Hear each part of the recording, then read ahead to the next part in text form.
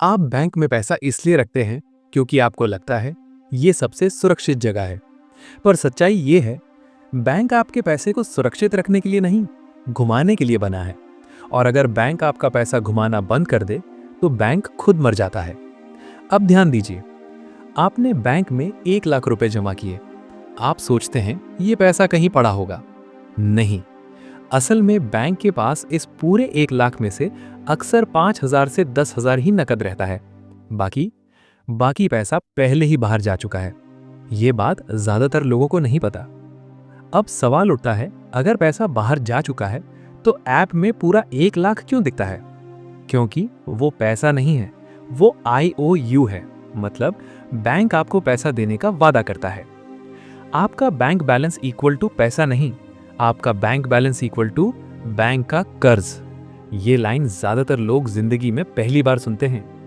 अब और अजीब बात सुनिए, जब बैंक किसी को लोन देता है वो पहले पैसा ढूंढता नहीं, वो पैसा बनाता है। हाँ, आपके 1 लाख में से बैंक किसी और को 90,000 का लोन दे देता है और वो 90,000 नया पैसा होता है।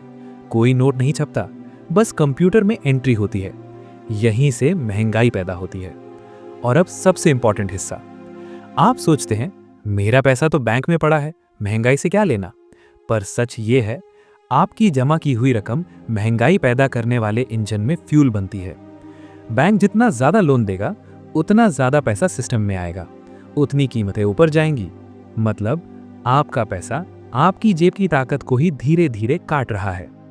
अब एक छोटा लेकिन खतरनाक सच, बैंक आपको 3% ब्याज देता है, वही पैसा 9 से 15% पर दूसरों को लोन देता है।